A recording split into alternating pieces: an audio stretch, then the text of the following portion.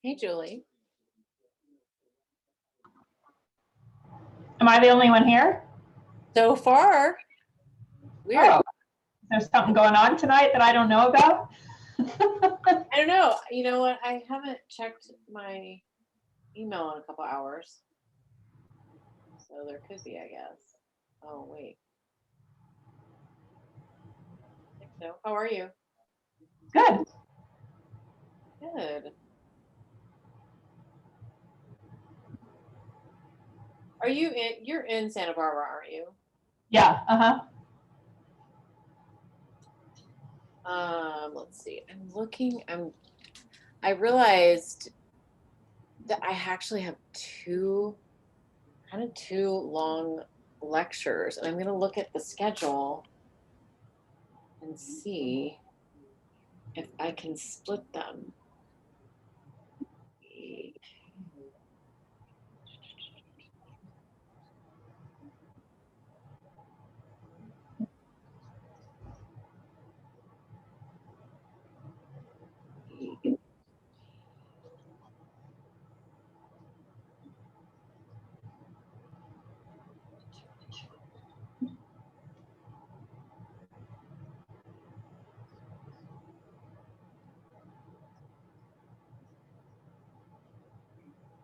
Oh, I can split them.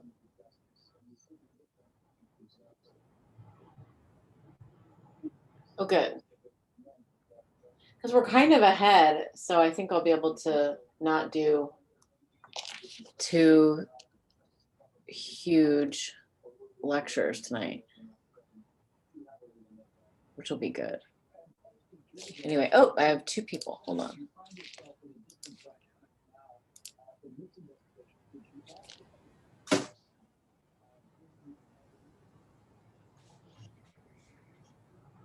Hi, Eden.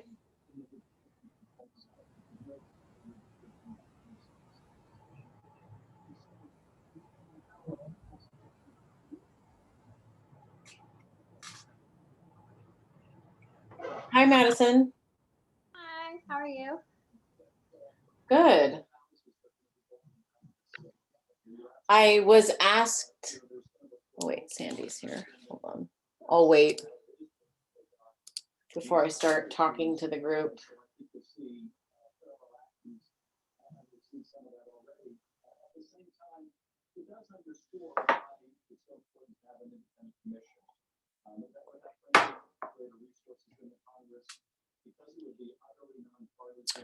Oh, hi, Sandy. I owe you an email and the contact information. Hi. Oh, no worries. Thank you for sending that. Yeah, I will. I'll screenshot his contact actually. Awesome. Thank you so much. Mm-hmm. When did you close on your house? Did you tell me that already? No, we're closing soon. So it's very preliminary, but I figured since everyone's so slammed, better to get started just like reaching out. Totally. So we'll close on the 31st. Yay. And where's the house? It's in San Roque. Oh, nice. On Calle Rinconada. I don't know how familiar you are with all the streets over there where you are, but I mean, somewhat, a little bit, but not. yeah. So it's like closer to Foothill side of San Roque, but yeah. Let's see. Pipeline. Okay. So your S, there it is. I found you. Perfect. Thank you again. Appreciate it. Oh, yeah. I'm just redoing a bathroom in my house. We're going to start pretty soon. And I went to go looking at tile today, and I'm kind of the worst. I always start out with like one idea that is perfectly fine and it would be great. And it's either it's too expensive, or I'm like, that's not what I want to do. Cause it's like, I never want to do anything that's like trendy in my own house. Yeah. Right. I even though I'll like something that's like super trendy, like, I really like Zalige tile, but I'm like, no, Yeah. no, It's not, very popular right now. not doing it. So it's like, then it's like trying to like get my head out of that whole Right. trendiness. And Right. so Seeing past it. yeah, seeing past it. Like my mom and I went to the spa in Arizona, and I just was like so fascinated by every texture that was just like dry, Uh-huh. ricky, and super like humble yet like restful and luxurious, and Yeah. trying to like figure out. I think I figured it out today. I was like, Oh, that's good. it's not gonna be Conveying more that expensive vibe. than the other thing. It's gonna be more expensive than Of course. right, it's gonna be more expensive than the marble. Really? I don't know. I mean, it could be. Wow. I doubt it's more expensive than marble because I have to have the marble fabricated. Yeah. But That's exciting though. it'll be fun. It'll just be nice to have a bathroom that more than 2 people can stand in. Oh. We have like an airline bathroom. It's so tiny because we just have Really? we just have like a really small like post and beam mid-century house, and Uh-huh. just all the little rooms are just so like functiony, just like little like boxes. They're not Yeah. like luxuriously big or anything like that. It's just like like a cute little house. My house, we've been stuck with one bathroom. We've only had one bathroom since early in quarantine because the Wow. floor got messed up and they gutted it, and we have not been able to get the floor in yet. So it's been almost a year. When we started quarantine last year, we were in the process of finishing my kids' bathroom. Oh Oh, man, We yeah. were just like, and we did finish it. It got finished. We were just like, it has to get finished because they can't not have a bathroom. It's just, yeah, that's tough. Yeah, at least we're 3 adults. Right. Crazy. Oh my god. I've got 6 people. I'm gonna start. It's 7:24. So I was just telling Julie, I looked in my neoclassical, and I have neoclassical first half, neoclassical second half, but I don't want to do both of them tonight. I just want to do one. So we're gonna do that, and then what I'll do. So the plan is for this week, we'll do the neoclassical first half, and then tonight I'll open up the midterm, and you guys take the midterm. Like, I'll put. I'm gonna look at it and give you more than like 2 chances, to get the right answer. I don't think, if you're reading the book and stuff like that and keeping up, you're probably not, and doing the drawings and stuff like that, you're not going to have any problems, I don't think. And then let's see what else. So then, and just working on assignments, just like we've been doing. I have last week put up a page of just good videos just to watch, just interesting, informative, like videos to watch. I have one tonight that I think I'll just play while we're doing the lecture so that everybody can see it. But yeah, I put up a page that has 1, 2, 3, 4, 5, 6, 7, 8, 9, 10, 11. There's 11 interesting videos to watch. They're not required, but it's interesting things that we're covering. Oh, whoops. The cardinal rule of Canvas is you cannot use your back button. Right? The struggle is real. I just got out of it. Now I'm back in. Okay.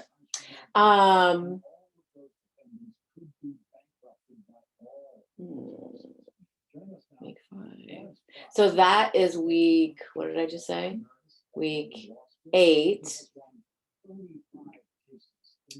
And so yeah, so midterm, and then next week we'll do the second half of neoclassical, and we'll start back up with assignments. So you'll have midterm this week, and you can get caught up on assignments. But then next week we'll start having more assignments, and then week 10. So this is March 9th. Is this March 9th?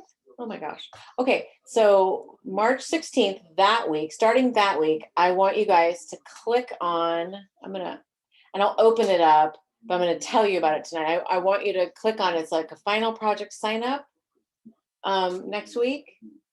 And I'll open this up as soon as I can so that you can look up, maybe what I'll do is I'll show it to you right now. Let me pull it up and I'll show it to you. The sign up will look like this.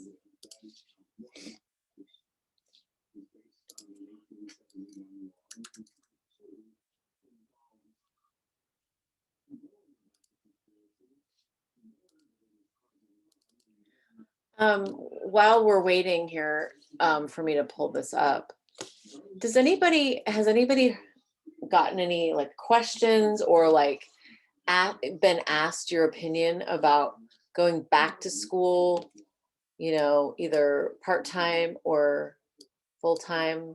Do they ask students your opinion about what you prefer?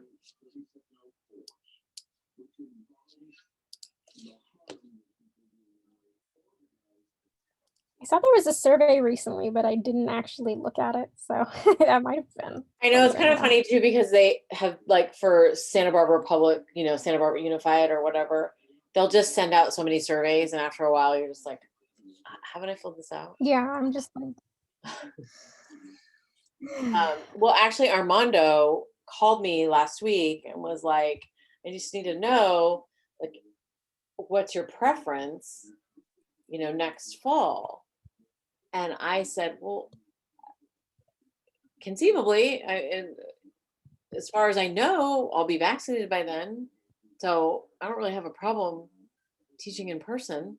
He's like, well, we still might have to do like social distancing and have like cohorts and not have full percentages like in the classroom, which I don't really understand that either, but I guess they're just really cautious.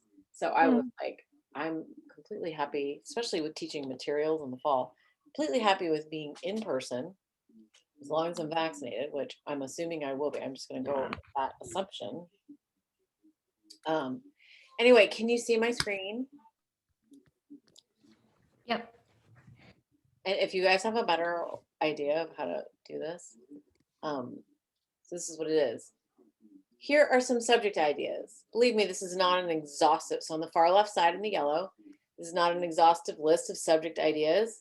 Certainly, if there's something that we didn't go over and is a part and parcel of this subject matter, like feel free to tell me when you look at it,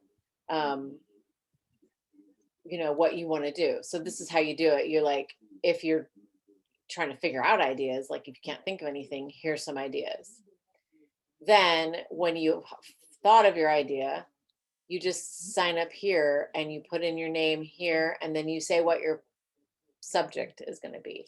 This is just ideas. So it's like, just because you're signing up on this line doesn't mean you're signing up for Vitruvius, for example, or whatever. Like this does not have anything to do with this. Does that make sense? I tried to do a solid, or maybe I should just do a border. I'll figure it out later. Anyway, that's how you do it. And then we'll do those projects after, let's see, after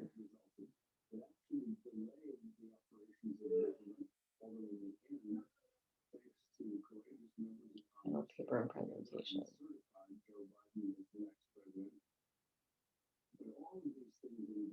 That will be April 20th. And April 27th. So there's going to be actually a long time to work on that, which will be nice. And there'll also be a final test, basically a comprehensive test, exam kind of thing.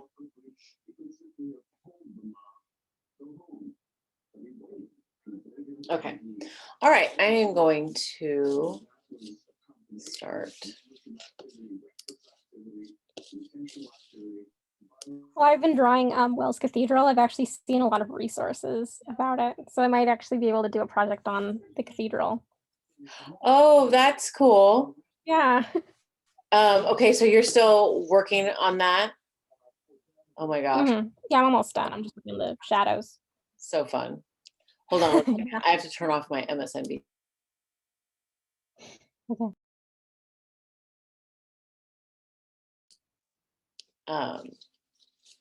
Okay. Let's see.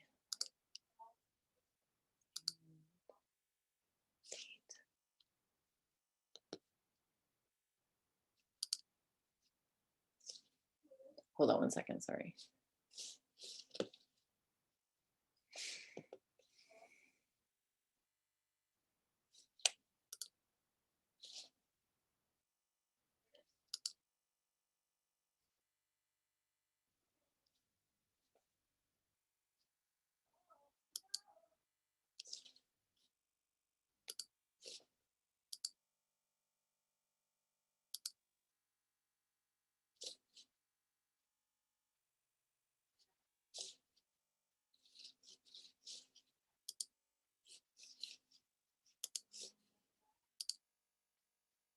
Okay, can you guys see that? Yep. Okay. Great. Okay. So we are starting neoclassical, broken up into two, as I realized tonight that there were two presentations for the early and the late. And I am looking at the timeline. So we're in the Rococo period, as we're coming out of that, in around the early mid of the 18th century, Herculaneum was starting to be excavated, and we have King George III in ruling Great Britain and attempting to rule the colonies. And we've got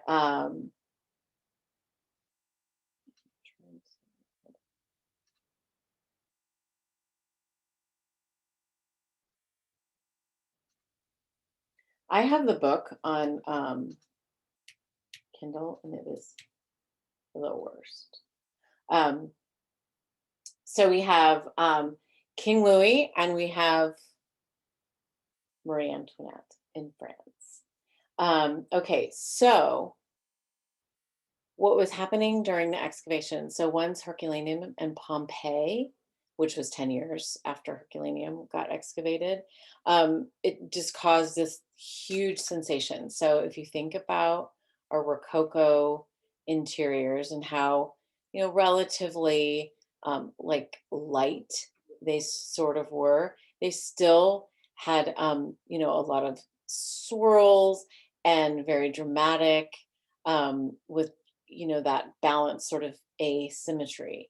But once the antiquities of Herculaneum and Pompeii were glimpsed, this was a time to really be awed by the Roman orders, and just the beautiful symmetry and the cleaner lines in comparison, to the Rococo style. So really, like, going back to like a softer, lighter, thinner rectilinear forms. And if you remember, like, the Roman columns are, thinner, more delicate, right? So if you think about Versailles, so you're kind of layering on top of Versailles, right? You've got the Baroque, and then you add the Rococo. Then, the royal couple is fascinated with neoclassical. So, and this happened in furniture too. It was sort of like an amalgamation of styles kind of got created. So we're going to see a lot of things. We're going to see a bit of Roman influence, but a bit of Greek influence, and we're going to see Egyptian influence as we go further into neoclassical. So it's really important just to kind of stop and like look at what we're looking at, and realize it. So if we just kind of like pick apart some things, we go up here and we look at the little babies, the little putti, right? This is Baroque, you know. And we look at the case pieces. These are moving out of Rococo into neoclassical, because you see this very disciplined approach to the paneling, to the symmetry. If we could look really, really close, and I think I do have a close up, the guilloche of these mounts, these gold mounts, just very Greek, right? And, then we have these curule stools, which were, in fashion before too. And with the bullion fringe. I didn't get that. Could you try again? And this rug, this pattern is really interesting. This is called a patteret, this pattern. We will talk about that later. But then you come back up here and you see these friezes and these cornices, which are very Baroque, moving into Rococo. So things were kind of layered on top of each other, and that's a really important thing to understand when you're looking at interiors and things like that, because nothing is, unless it came from a certain period and it's really purely that style, a lot of things will have will be a little bit of a mix, a combo. Okay, yeah, here's a close-up. So it's actually not guilloche, it's actually a spiral or a wave pattern here. It's really beautiful. So then we've got that wave pattern all along the sides and the front. And then we have, the swag. We've got a little bit of what we would have seen in Rococo period kind of brought in. But then here we have just this, the paneling and the lines and the symmetry. We've got a little bit of beading. This is really pretty. Let's see.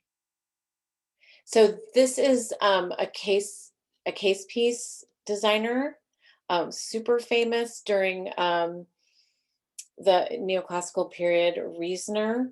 So he would do marquetry, and then he would have all the motifs, like I was just talking about, show up in his brass work, and then somewhat inspired by English designs, which is really, really interesting. This is a very beautiful room in the Queen's apartments. So we have a somewhat of a Rococo sort of like styling, right? But what happens is each of these areas are turned into panels. And if you remember the Greek pottery and how the painting on the pottery was just done in very flat patterns, this is how the neoclassicists interpret that style. And we'll keep continuing to see it. We'll see this very flat, graphic looking, either plaster carvings placed or gilt gilt painted carvings on the walls in relief, but very flat, very graphic. And so you can, think of one and it informs the other, but it's instead of all of that flourishing and flowering as in Rococo, it's now orderly, symmetrical, and very much like that pottery. The furniture becomes the knees of the chairs less rounded, rectilinear. So either it's rounded and tapers down, or it's quadrangular, the legs, and tapers down. And even in each side of the quad, will sometimes be a little inset panel, but still, still decorated, but very symmetrical, very disciplined. This one's a rounded, but it has like little finials sticking out of it and little, mounts. Like, don't waste a chance to, decorate that face or anything like that. But and furniture's, a little bit smaller. The needle point is not in style. It's just a lot cleaner, still very luxurious. Might be a brocade, might be like like a watery moire, like silk or something like that, or a velvet, but just a little bit pulled back in terms of slightly kind of less decorated looking, if I can say that. And then notice this white ceiling. I wish I had a bigger picture of that, but that white flat ceiling, I haven't really seen a flat, undecorated ceiling. Okay, but this is Baroque, coming out of going into Rococo. Like, they weren't going to redecorate everything, but there was a lot of things that redecorated. So, some rooms just got new furniture. Some rooms just got, some textiles switched out. So this is the Queen's bed chamber, and they would have this little gate. You've probably seen these in movies and things like that. They would have like a little gate because, she might have an audience of, courtiers in the bedroom and have a meeting or something like that. And so we've got the cruel stools that, look like they have like the scissor folding. But notice here, it's like the balusters are shaped like a lyre. And then I know that there is a secret door. I think it's right here. Yeah, it's right here. There's a secret door here where she escaped when right before she was killed. And she escaped into the Meridian room, I think. This was actually the room I picked for the I haven't actually started working on it yet. This is the room you picked for the drawing? Yeah, and I picked also that jewel case. I had to find a good picture of it. Oh yeah, that's So that's really beautiful piece. Yeah, it's really cool. I actually found the sort of recreation of it, but I was like picking apart all the differences because it isn't nearly as detailed. Oh, really? Huh. Yeah. So Pretty nice. Are you gonna draw that jewel case? Yeah. Okay, good. Yeah, this is quite the room. Schwerd figure. So this is the Meridian room that's right off of her bedroom, and this is just a sweet little, maybe 8. I don't know if it's 6-sided or 8-sided. It's a tiny little room. Is named the Meridian room for the middle of the day nap, so she could come in and just kind of hang out. And I think it's very cute, very beautiful. I love the gilding.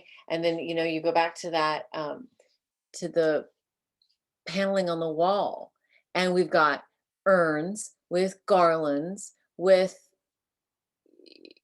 sort of like flowering maybe lotus or papyrus here, all kinds of, beautiful like flowers. And then you just, keep going up, and all of those motifs just keep, repeating themselves as you go around. And somebody was telling me, or I was watching some video where she was looking at herself in the mirror, and then she saw herself with her neck cut off, and she said it like creeped her out or something like that. um but then this room is just really, really cute. The beautiful chandelier and the floor, and then the white ceiling. um so then we go back to, ancient Greece, because we see all of these sphinxes, but with the head of Marie Antoinette, of course. And she's decorating the chair, and then I'm not even sure if this is a lion. Doesn't it look like a puppy? Let's look at the legs. So the legs of that, quadrangular top, and then it sort of graduates, tapers down. It's like a shaft of wheat, and then it's a little sort of lifted pad foot. And all of these were made, in her image in that room. But notice it's like, this has obviously been redone, but in the style that would have been popular neoclassical, just to, kind of like a simple silk, that certainly wouldn't be inexpensive. So then this is her little hideaway, the Petite Trianon, and the architect is Les Gabriel. So this is just definitely such a huge, strong homage to classicism, with this beautiful structure with the Corinthian orders and the sculpture in the middle and the pond. And then this room, is very, going back to how this is pretty simple, right? With the white plaster, some sculptural aspects of it, but all painted out, painted white, even with pilasters. And the only decoration really is the color of the marble, the gilding, and then the furniture and the rug. And then this is downright simple, right? This is one of her bedrooms, and some painted decoration, but really, very simple. We're looking at like the straight legs, the straight arms, just like a hint of a little curve, flat ceiling, super short, not too tall of ceilings. The only thing that's really slightly decorated is, the floor is a little bit intricate, and then the walls maybe with a little bit of carving, but very simple. It was like a place where she just wanted to feel, you know, not so fancy, even though look at this staircase. So one of the things, one of the popular things about neoclassicism is sort of a fancier floor, and then other things get a little simpler. It's one of the things you start to see as we go through France and go into England. And then this architect, one of her favorites was Richard Miquet. And this is a beautiful entryway with the stone and the flooring. And then this room, again, relatively simple ceilings with just painted out. I wouldn't even call it a crown molding. I just call it like a sort of like a cove, really. And then the paneling, again, very, very simple. We got a little bit of a cornice here on top of the door, a little bit of sculptural plaster relief. Is that checkered floor marble? Yes, this is marble. Okay. I love it. It's like green. It's pretty. It's probably like maybe like almost like a gray green. Mhm. No, it's really good. So, and with that decorated floor that I was telling you about, in terms of, I wouldn't necessarily say it's a motif of neoclassical, but it's popular because if you go back and you remember, um, you know, Greek and Roman design is like it's pretty strong geometric motifs really came out. So once they saw the things that were being excavated from Herculaneum and Pompeii, they did notice that those strong geometric and really liked them. So applied them. A lot of the architects and the designers applied them, those strong designs to the floors, and really liked the way that looked. And then the floors would have that strong graphic, and then everything else could kind of fade away. I personally like that, like that choice. I mean, this is older, but it works, that wooden floor. So then some of the motifs, we do have some ribbons. So I think this is kind of left over from the Rococo. So, as Rococo kind of dies out, you still have a little bit of these ribbons. And if you notice, if you cut this in half, these two are not perfectly, these two halves are not perfectly symmetrical. So it's a little bit of left over from, Baroque Rococo.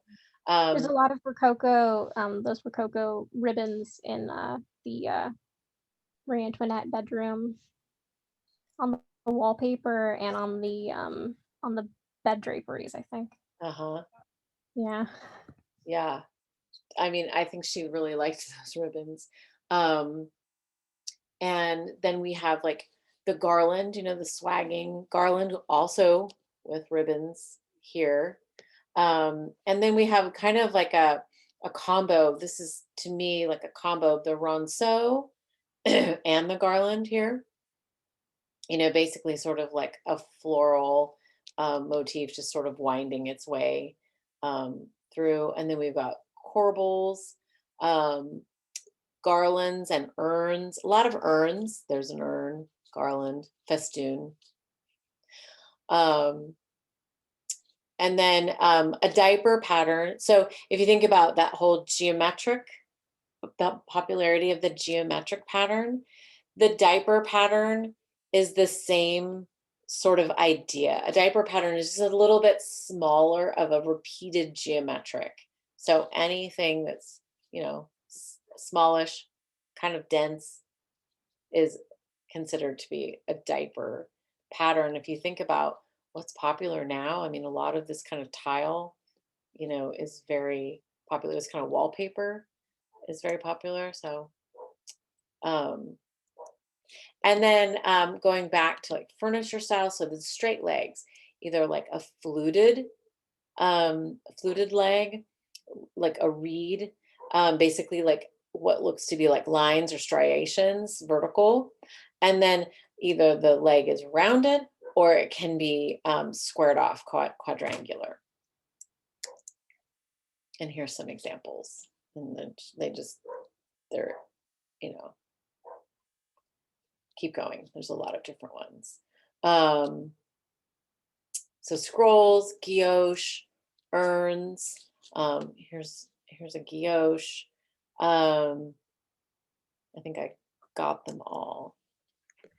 Sorry, so is fluted and reed the same thing, Yes. or is one inverted? Fluted and reed is Reading. well, I would say reading is I would say reading is, you know what? Because doesn't one like go out, Yeah. like kind of I out, would and then say the if other? I had to guess, and I'm gonna look it up right now. But I would say if I had to guess, the reeded is the fluting is inverted Okay. and the reading is convex. I gotta Okay. Okay.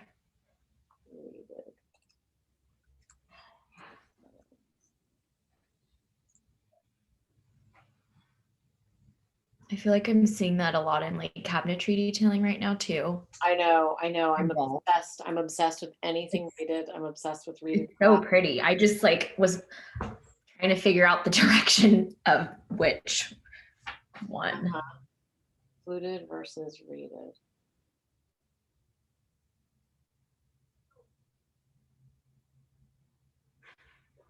That's interesting. Well, it's interesting because I've asked a cabinet maker. I recently did an edge, like a trim, and I asked for reeded, and I said, or fluted. And he gave me two examples. One that was wood that had the pattern going inward, and one that had the pattern rounding outward.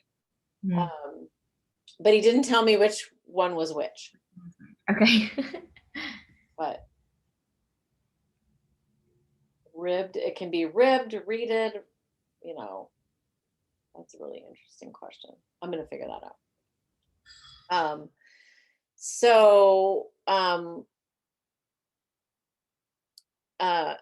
In neoclassical, long story short, French government spending way too much money. The peasants are really poor. They're terrible. Then the royal couple is executed.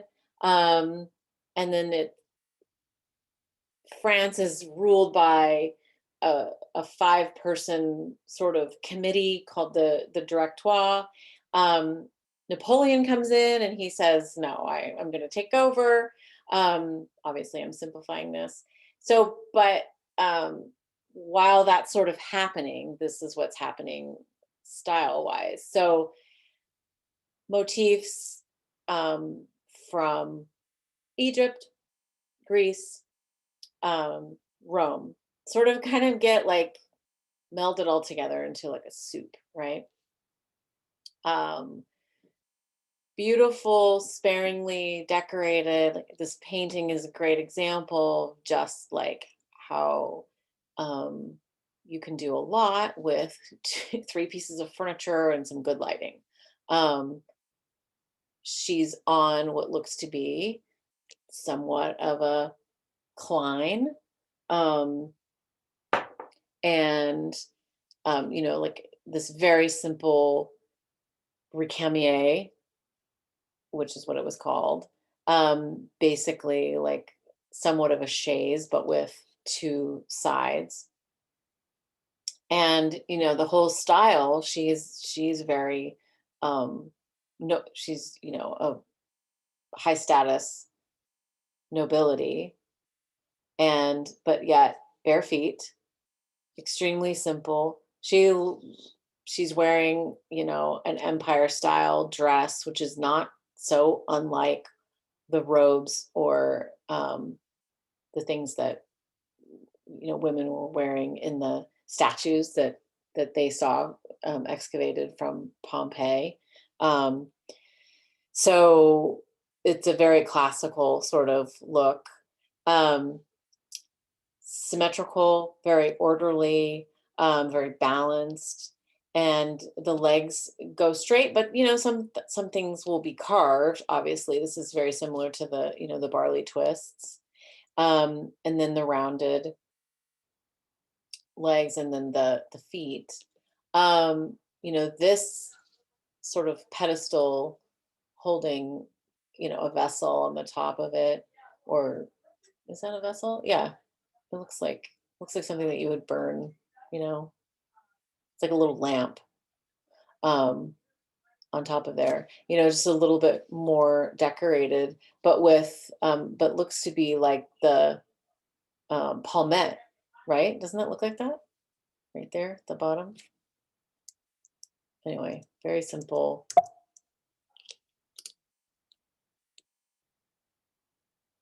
I mean, she's literally swathed in the material. And notice this chair, this reclined, sort of raked back chair, like a Greek klezmos chair. We can't see the saber legs, but I'm seeing the saber kind of curving outward. And then this lady just wearing a very like beautiful diaphanous dress with velvet behind her and what she's sitting on. So the styles is just, starkly different, so much more simple yet, very like intentionally decorated a certain way. And look at the floor here with that, geometric pattern on the floor. Looks to be like maybe stone. Yeah, most likely stone, but like a strong, like geometric pattern.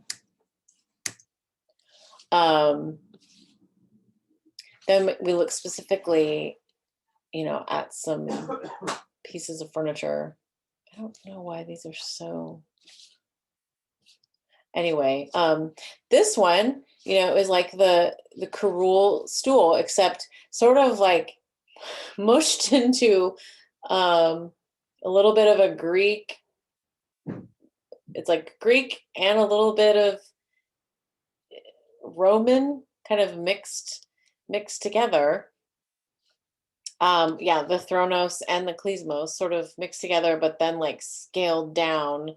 And then, we've got all of these other pieces of furniture, which you can't see because it's really blurry. But we still have the straight legs. These are quadrangular, and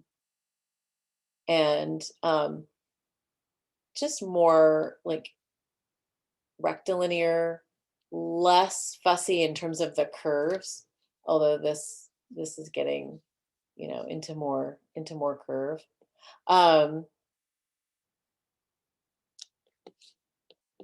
But just a little bit more restrained. This is Napoleon crowning himself. They lived, very luxuriously. They liked everything to be gilded and lacquered and very like linear, symmetrical, lots of pomp and circumstance, and just, fancied himself like a pharaoh or something like that. The legs could go to saber or they could go straight, and then the bases of the pieces would sometimes, be the X base or the curule. And then the motifs are sort of bolder, larger, more prominent, more extra. Josephine, his wife, liked swans, so we'll see some swans. Napoleon liked eagles, so you see eagles with his motifs, and ends, right, with the wreath. And this is his throne room here with lots of fabric. And fabric is like a big thing because he would go all these places and conquer all these places, and he would travel in tents, but his tents were, very opulent and beautiful, but that became kind of like a style in and of itself. So that kind of big bunched swaggy fabric the tent became sort of the style in rooms, and I'll show you some of these rooms. See?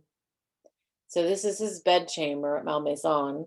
And I mean, if you think about just how much fabric it takes, I don't know if you've ever specified for drapery or anything like that, but drapery and fabric, it takes a lot of fabric to upholster an entire room. And this is like most of the ceiling, all of the walls, but it's not just on the walls, it's gathered. So of course you have to add more fullness, more yardage. So this is an insane amount of whatever this is. It's probably like a silk.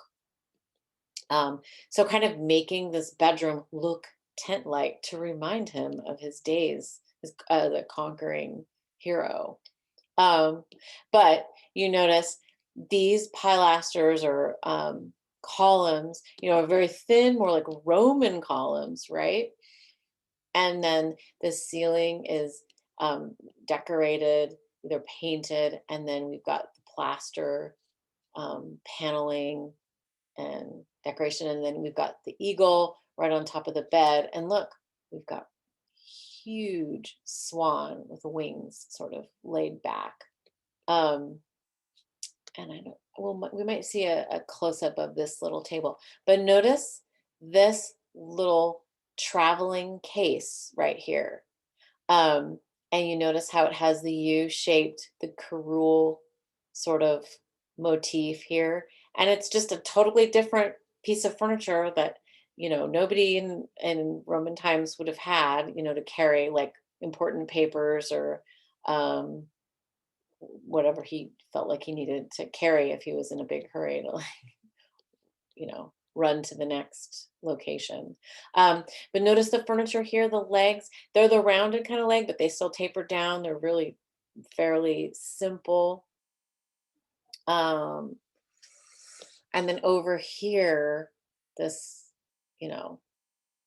this to me is like that the whole motif just like pushed way past, it's gone into gaudy here for Josephine with the, swans that you can't help but notice, right?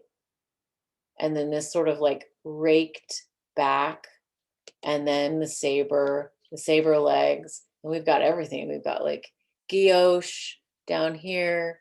We've got the scrolls. We've got, all kinds of either rosettes, and then we've got swags here in the front. So, I mean, that chair's got it all, really. And then these are a lot of the things we've just seen, right? We've got all kinds of like bird and bee imagery. We've got the lyre. Somewhere we've got an N. Or, yeah.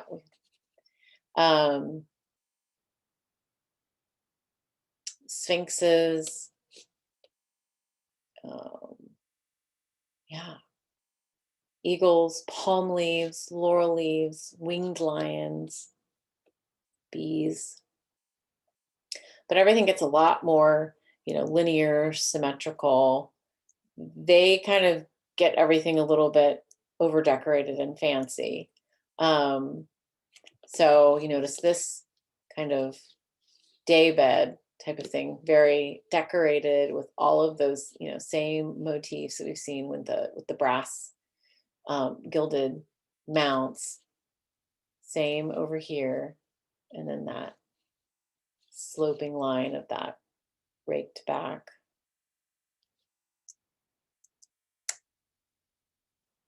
This is a good, a really good, just sort of, illustration of an interior with this, whoops,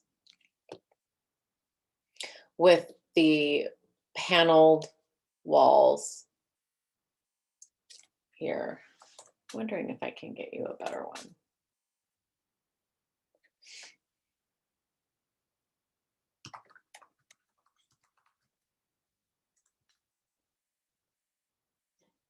I'm going to replace that image. I really like that image.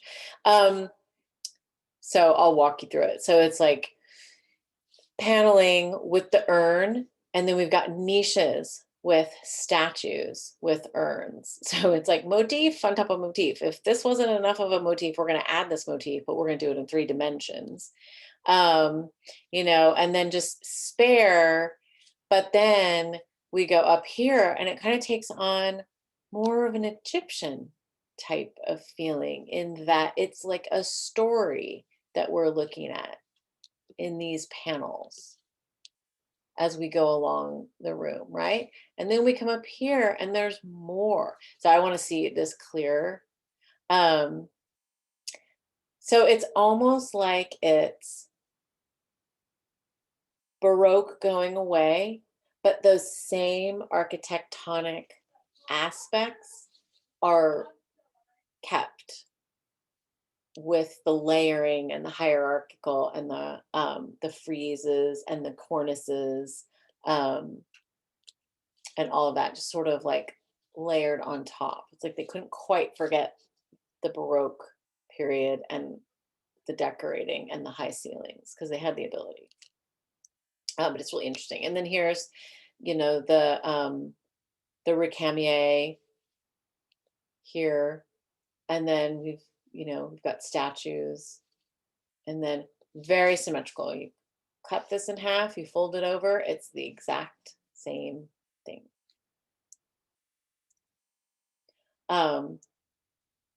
So this is moving into English styles a little bit. So this is George Smith designs. I love these drawings. I think they're beautiful. And these are some of his designs of chairs. And so if you notice, like, he wants to go away and do a little bit something different. I think this is so interesting. So it's almost like taking that the design of the chair with the saber and the raked back, but going back to the Rococo leg, but shaping it, taking that S-shaped leg and really changing it to use the motif. Like if they're using like a winged lion, then they're using the leg of the winged lion. I just think it's really, really interesting and really creative. Would I want this chair in my house? I don't know, but I think it's really interesting. I love this. So this is, the winged woman, and you've got her head, and then her whole body is the leg. And so that pulls from Greece and the caryatids used as columns. And I think that's really creative too, and really beautiful. It's not as, I can tell that he has a little bit more of an understanding of proportion and line than that crazy swan chair of Josephine's. But oops, sorry.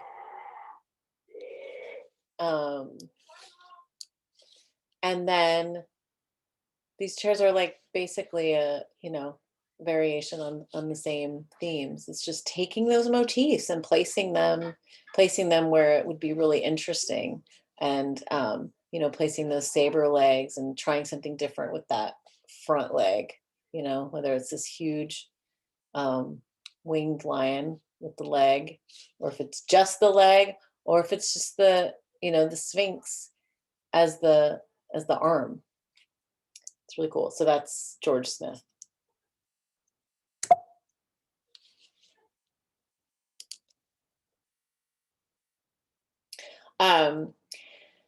And then so Regency period. So you've probably heard of like Sheraton chairs, Hepplewhite chairs, and we'll talk a little bit about them. But so these are English furniture makers, and just really like fascinating pieces. They were very famous, and they drew all of their designs. So pretty much anyone could just basically buy the book of their designs and then just have somebody else make them. So they were making money off the book. They weren't making money off furniture. So it's kind of like a more modern sort of takeaway, a little bit more scalable. But the only problem is they weren't making money off their designs. But a lot of times these people that ended up making the designs, it might interpret it a little bit, or if they didn't have as much skill, maybe they would cut some corners and do something different.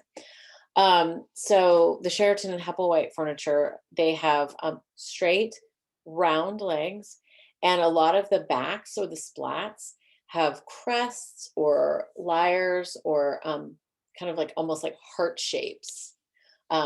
Here's like a lyre. And using dark wood. The motifs were like claw and ball legs, like with the claw grabbing the ball.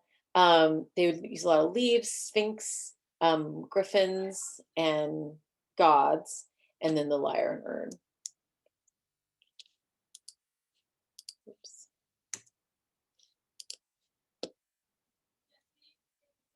Oh, whoops. Oh, you know what? Hold on. I want to show you something really quickly. I'm going to find a little bit more of those guys.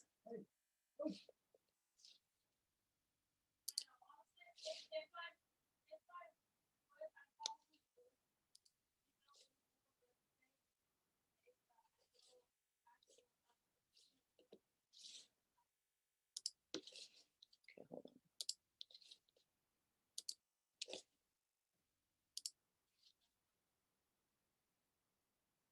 So this is Chippendale. So the three, it's like Hepplewhite, Sheraton, and Chippendale. And if you haven't heard of all three, you've probably heard of one.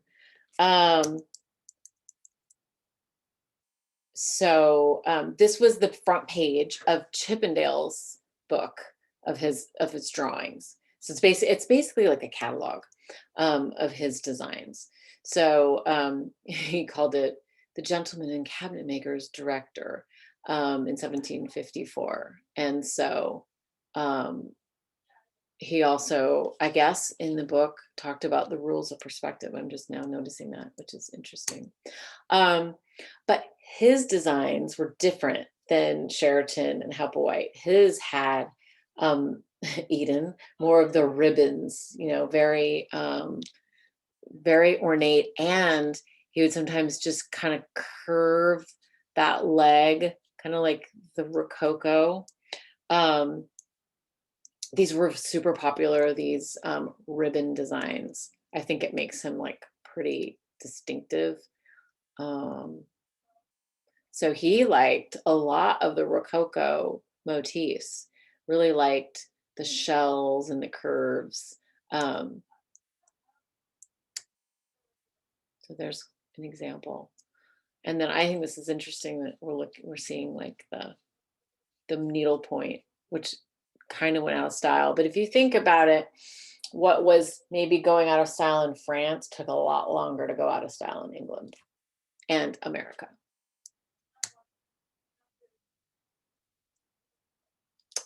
This is a beautiful little desk. So inlaid, different species of woods, this just beautiful like urn design inlay with the swags going across. I love that. And the little pateray pattern. And then look at, when you think about the whole ribbon idea, I just think this at the bottom is just like so gorgeous. Really cool.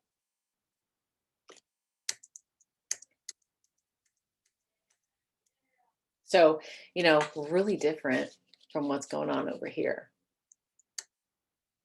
And here's another Chippendale. I mean, just like quite big, bulky, very decorated. But we compare it to what's going on in France. It's just very different. It's, he's got the shells, and this is much more, delicate, small, and this is not, right? But we've still got those, sort of mixed motifs going on. We've got urns, so we've got Greece, but then we've got shells from Baroque or Rococo. So I find that just so interesting to have that. It's kind of a mutt. Mahogany, marquetry, carvings, brass mounts, and then symmetrical.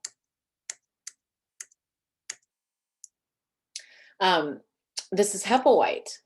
So Hepplewhite is more, if you compare Chippendale to Hepplewhite, Hepplewhite was more neoclassical, more, I guess classically neoclassical, more of that graphic flat style. If you notice these chair backs, carved flat, almost like the pottery idea, the flat images. I just love this urn chair. I think it's so cool. And again, it's just that sort of almost in their mind, like if you think about where they're coming from, they're taking like a whole motif and making it into a chair. It seems very modern to me. It seems like something that, somebody would do today. It's almost like, if you've ever seen that Louis ghost chair from Design, I don't know if it's Design Within Reach, but it's made of plastic, and it's it's a French chair.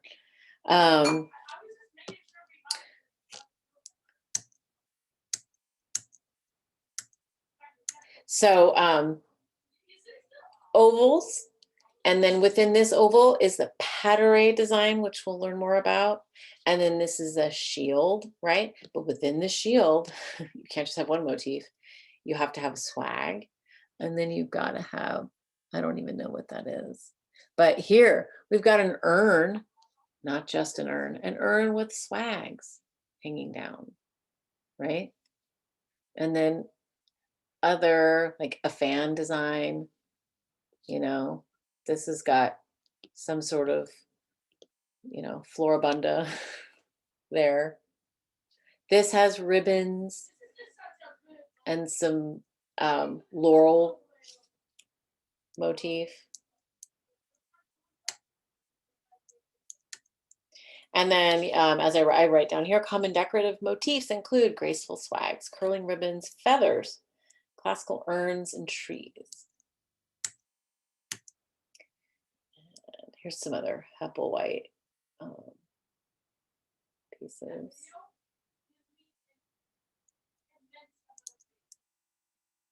Hepplewhite like to paint pieces, so there'd be like some gilded and just like painted pieces, sometimes brightly colored in some situations. But here we have this sort of, it's almost like an abstracted, somewhat of an urn, but look, it looks like it's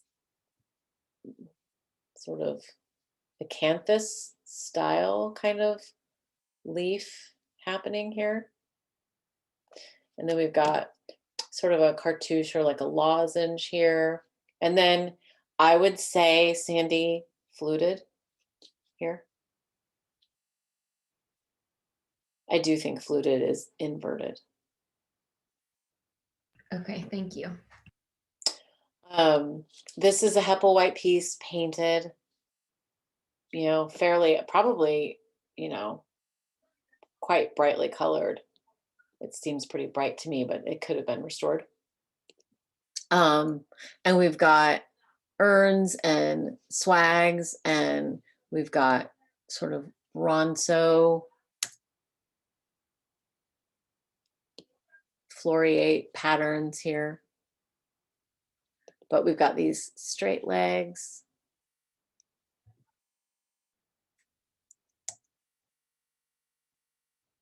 This is Sheraton. So this is the front page of his book. And so these two chairs, I think I found those 2 years ago in, these are Sheraton chairs that I found in like First Dibs or something like that. And those were for the set, I think it says $16,500. So no big deal. So then shield, we've got a shield on this chair back. And look at this interesting arms, how they're like kind of curved in.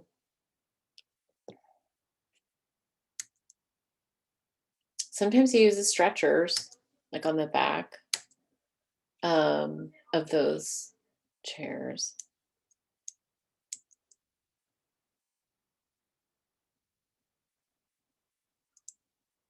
So he liked to use swags, lyres, ribbons, fans, feathers, urns, and flowers. And here's one of his sideboards. So he's got, it's kind of like, it's almost like an abstracted urn made of like leaves overlapping each other. And then he's got a turned leg, but it's not straight like those Hepplewhite.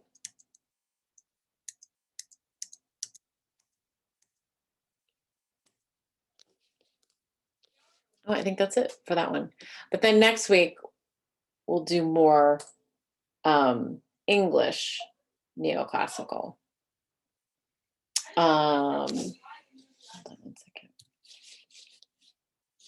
Oh, I want to show a really quick video. So recently, they're still digging up Pompeii. They're still excavating. And I wonder if any of you had heard about this chariot that was excavated. They'd never seen a chariot like this before. Did you hear about it? Okay, let me show it to you.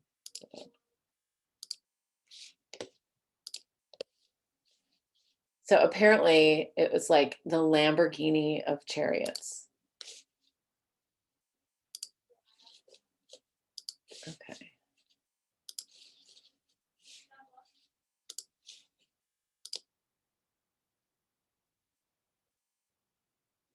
Why should your business go hybrid?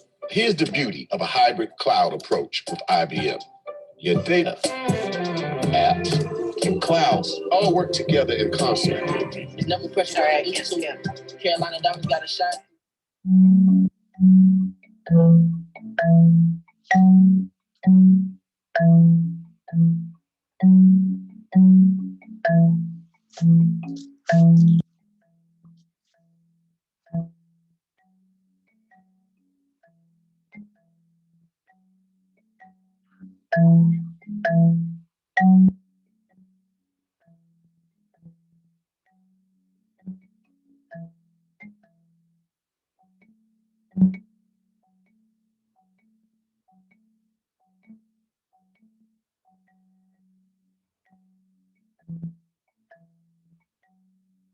Pompei continua a stupire per le sue scoperte, sarà così ancora per molti anni con 20 ettari ancora da scavare, ma soprattutto dimostra che si può fare valorizzazione, si possono attrarre turisti da tutto il mondo e contemporaneamente si può fare ricerca, formazione e studi.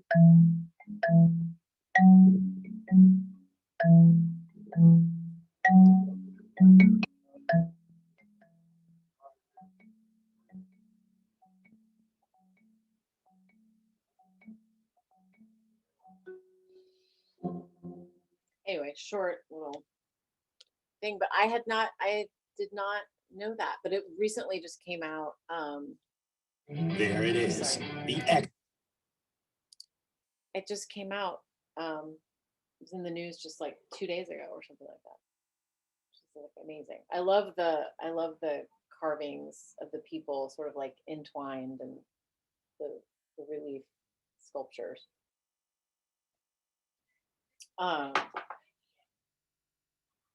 So we'll wrap it up. I will open up the midterm and I'll send out an announcement. And then I'll also open up the final project sign up and ask you to do that. And then that's pretty much it. And then just read chapter 7 if you haven't already, but you might have. I really like neoclassical and empire. I think it's really, I like a lot of the colors and a lot of the like design, like the graphic nature of it is attractive to me. If you haven't seen it, the new movie, Emma with Anya Joy Taylor has all these beautiful neoclassical interiors. And her dresses like always match. So that's kind of fun. So that is good with all the interiors. It's really pretty. Anyway, do you have any questions or any things? How long do we have to do the midterm? Oh, you actually have a long time. Like once you sign up next week, I mean, you can start thinking about what you want to do. So, I mean, and you can run it by me if you want to. It's fine. And I can just put it up. You will have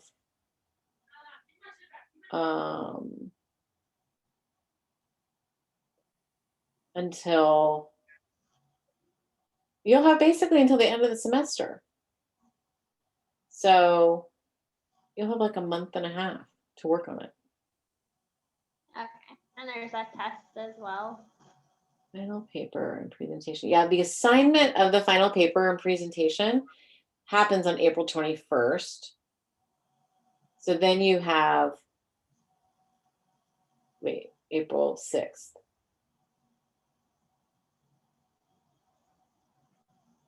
April 6th, and then it's due.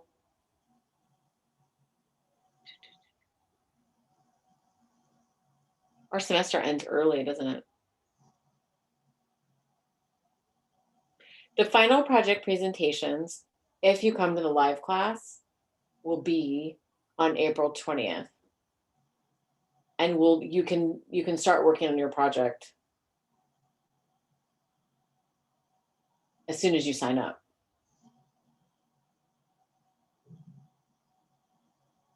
Does that make sense, Madison? Yeah, that sounds good. Yeah. And Then the final test will just be, I'll just give it to you week 16. And that's all we'll do. And you'll just do that. So it's kind of weird. It's sort of like anticlimactic, right? Like everything. You know? But I'll talk more about the final, but I might as well say it now so that people can hear me talk about it. So what you'll do for that final project is you'll think of a subject matter, come up with it, and then you'll do basically like a 5-page paper, right? With formatted and with your bibliography and citations and things like that. So it's like 5 to 10 pages, whatever you feel like doing. And then alongside that, you'll also do a Google slide or PowerPoint, which basically is just like a 5-minute speech of you just like hitting the high points of that subject matter, and just like have it be like a fun, really quick sort of, this is what I learned. And these are like some images. I really like a lot of images. It's really fun to see all that. So it's fun. It's nice to like get a little bit more in depth into some things. So it's cool. Yeah. Anything else? Eden, will you post your cathedral once you're done? I actually just finished doing the shadowing, so I can actually show it to you right now. Okay, here. Okay, you can share. Mm.